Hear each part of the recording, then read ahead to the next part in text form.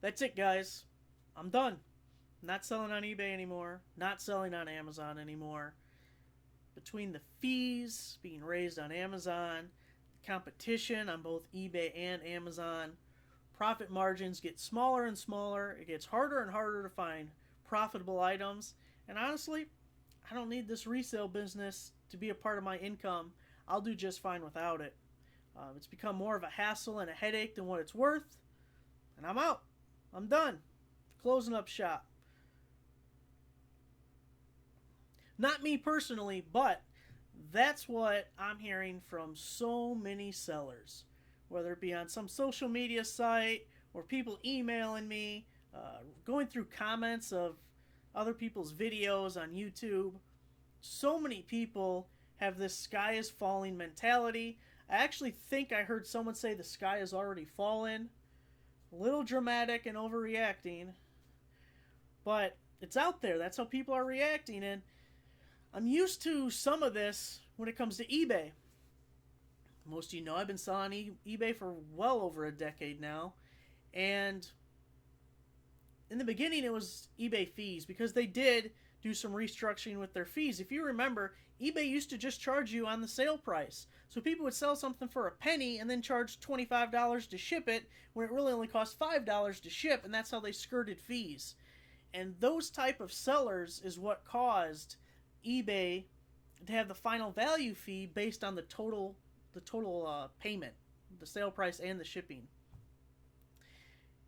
And it went from complaining about fees to complaining about Chinese sellers and how they had either counterfeits or that they were so cheap that you couldn't compete with them. And then we had a lot of complaining about the clothing market and how it's so saturated and so many people are selling clothes. And that's because, if we're going to be honest, that is like the most basic, easiest way to make money on eBay. Clothes are absolutely everywhere. They are dirt cheap, and you don't need to have any knowledge to ship them. Like, it doesn't take anything special to ship a shirt or a pair of pants or a jacket. It's a non-breakable item. It can just go in a poly mailer. If you really are in the beginning stages and don't know what you're doing, you can just get yourself a stack of flat rate envelopes and throw every single clothing item in there. It's super easy, and there is almost no barrier to entry at all. And that's why a lot of people start out that way, and it's a great way to start because no risk and high reward. I would hope that most people who sell clothes eventually graduate to other things to diversify themselves, to maybe increase the profitability. At some point, a $5 profit on a shirt isn't going to be as exciting. You're going to get tired of it. So there was a lot of complaining about the saturation of the clothing market. And most of the complaining that I'm actually talking about now is from Amazon sellers. More specifically, FBA sellers who are selling books or who primarily sell books. And it's just, you got to roll with the punches. I mean, you have to expect fees to change. And some of these fees you really should have saw coming. The getting a FBA got rid of having like amnesty if you have one of an ASIN in an FBA warehouse, and I didn't expect them to get rid of that. That kind of threw me for a loop. But raising storage fees or changing the fees on books, I completely understand, because you had bozos getting a book that's like a 5 million sales rank, and they pay like $5 for it, and they're sending it into FBA hoping that, hey, maybe in 4 or 5 years I'll sell this for $20. And that was a waste of their goddamn time. It's a waste of Amazon's time and space in their warehouse. And I think so much of that really led to what we're seeing on Amazon today. And I want to talk more extensively about that in a video in the future. But for now, I just want people to relax, just chill out. These fees, of course, anytime fees go up, it's a bad thing, right? But there's a silver lining. There's some things that you can make work to your benefit with these fees.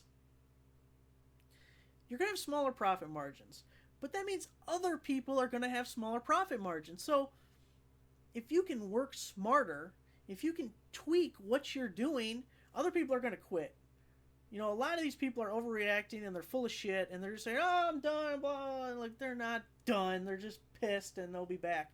But some of them are going to quit. That's good for me. That means less competition. So, gone. I don't care. So some people are legitimately going to quit. It's going to create less competition. The fees are applied to everybody, or mostly everybody. I don't think some of the major booksellers have the same fees we do, but for 99% of the booksellers, the fees are going up for everybody. So it's just you got to be smarter. You can't do the same things you were doing. You have to be pickier about what you're buying. You have to look for things with a higher profit margin, but that doesn't mean the sky is falling. God, what a ridiculous thing to say. Completely just ass clown yourself. God damn. Anyways, guys, really the only point of this video, calm down. It's not over. You might have to change what you're doing. You might have to dip your toes into some unsafe territory, some waters that you're not used to. But it's not necessarily a bad thing. It could help you out in the long run. And just relax. It'll be okay. And you're going to make it. You're going to be all right. Thanks for watching, guys.